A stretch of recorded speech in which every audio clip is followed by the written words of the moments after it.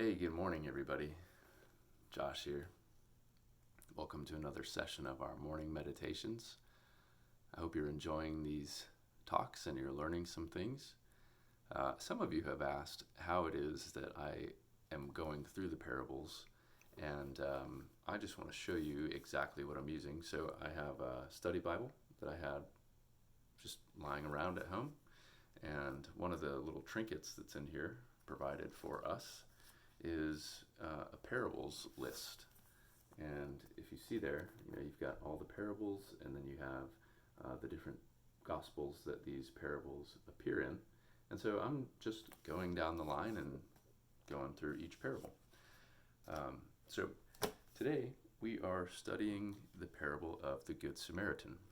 And undoubtedly, if you've been around the church for a little while, you've probably heard this a few times. It's popular to talk about it with kids because it's about doing good things and helping other people. But in order to understand the context, particularly the cultural context, we have to understand who the people are and what their gender and their ethnicity are.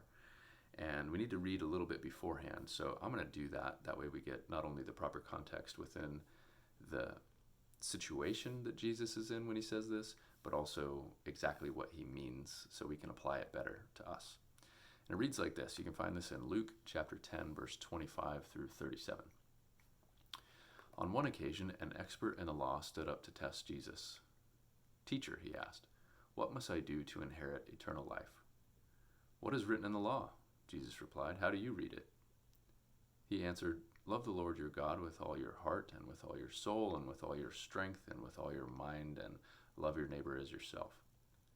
"You have answered correctly," Jesus replied. "Do this and you will live." But he, the religious expert, he wanted to justify himself. So he asked Jesus, "And who is my neighbor?" In reply, Jesus said, "A man was going down from Jerusalem to Jericho when he fell into the hands of robbers. They stripped him of his clothes, beat him, and went away, leaving him half dead. A priest happened to be going down the same road, and when he saw the man, he passed by on the other side. So too, a Levite, when he came to that place, saw him and passed by on the other side. But a Samaritan, as he traveled, came where the man was, and when he saw him, he took pity on him. He went and took him and bandaged his wounds, pouring oil and wine on them. And then he took the man and put him on his donkey and took him to an inn to take care of him. The next day, he took out 2 silver coins and gave them to the innkeeper. 'Look after him,' he said, 'and when I return, I will reimburse you for any extra expenses you may have.' Which of these 3 do you think was the neighbor to the man who fell into the hands of robbers?" The expert in the law replied, "The one who had mercy on him." And Jesus told him, "Go and do likewise." Now, it's easy to stay on the surface of this one and really just think that it's about doing good and seeing opportunities to help other people and not shying away from them. But when we understand the cultural context, it takes us a little deeper.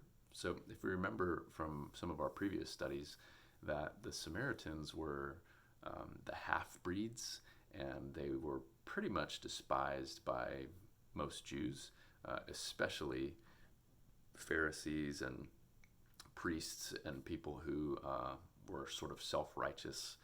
They were definitely viewed as unclean, and they couldn't really do anything good in their eyes.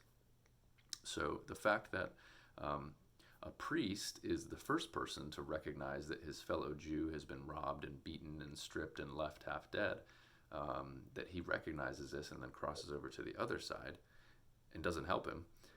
And then the second person is a Levite, who, also a Jew of prominence, recognizes his fellow Jews been beaten, stripped, and robbed and left for dead, but chooses to move over to the other side of the road, actively avoiding helping in any way, and he continues to move on. So the power comes in the fact that the man who helps the Jew is the Samaritan man. So in effect, you have God's chosen being helped not by more of God's chosen, but of somebody who's falling outside of the Jewish people altogether. And in essence, what Jesus is asking, is putting back onto this religious expert, is the notion of do you really know, as well as you think you know, who is good and who is bad? You have these notions, these ideas, and these solidified thoughts about who is good and who is bad, and he's challenging them. It wasn't the Jews who helped him, it was the Samaritan. In essence, saying, you think these people are bad and not worthy, and yet this is the person who helps. So maybe that's something for us to consider today is, what we're really talking about is racism and discrimination. We think we know who is good and who is bad sometimes. Maybe we don't have a complete picture of who people are. Maybe the house in our neighborhood that's a little bit run down, and the grass is a little bit longer and things are kind of shabby. A lot of cars parked in the driveway, people going in and out. Maybe we judge them in a different way than we judge the people who live in the pristine house with the manicured lawn. Or maybe we wouldn't consider ourselves to be racist or discriminatory, but given a certain circumstance, place, and time, we may find that we get nervous or a little frazzled or scared or on the defensive when we're around certain people of color, ethnicity, whatever it is for you, only you know. But since Jesus is asking that question, putting that back on the religious expert, that's the same question that we're going to take on for ourselves today.